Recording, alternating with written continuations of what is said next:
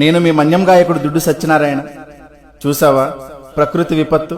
నీ మతం, నీ దేవుడు, నీ అధికారం, నీ గర్వం, నీ డబ్బు, నీ హోదా, నీ అహంకారం, నీ ఇల్లు కట్టుకునేటప్పుడు నువ్వు చూసే వాస్తు ముహూర్త బలం ఏది ఏది ఏది ఇక్కడ పనికి రాలేదు. గుళ్ళు, గోపురాలు, మసీదులు, చర్చిలు దేనికి మినహాయింపు లేదు. రాజు బంటు అనే తేడా లేదు. ప్రకృతి ముందు అంతా సమానమే అన్న విషయం గుర్తుపెట్టుకో.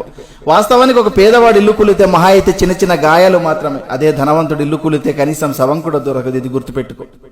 గట్టిగా బతికితే మహా అయితే 100 ఏళ్ళు, అందులో రాత్రి రూపంలో 50 ఏళ్లు పోతుంది. మిగిలిన 50 ఏళ్లలో ఏమీ తెలియని పసితనం అంటే బాల్యంలో 10 ఏళ్లు గడిచిపోతుంది. మిగిలిన 40 ఏళ్లలో చిట్ట చివరి వృద్ధాప్యంలో దినదిన గండంగా 5 ఏళ్లు గడిచిపోతుంది. ఇంకా నీ కోసం మిగిలింది కేవలం 35 ఏళ్లు మాత్రమే. ఈ 35 ఏళ్లలోనే నీ చదువు, నీ సంపాదన, నీ కుటుంబ బాధ్యత, బంధాలు, బంధుత్వాలు అన్నీ చూసుకోవాలి. కాబట్టి జీవితం చాలా చిన్నది. ఇది తెలియక కులాలు, మతాలు, పార్టీలు అనే పగలు ప్రతీకారాలతో రగిలిపోతున్నారు. ఇది వద్దు. సాధ్యమైనంత వరకు నీ శక్తి మేరకు నీ సమాజానికి నీకు గుర్తుగా ఏదో ఒక మంచి పని చేసే వెళ్ళిపోదాం. Thank you.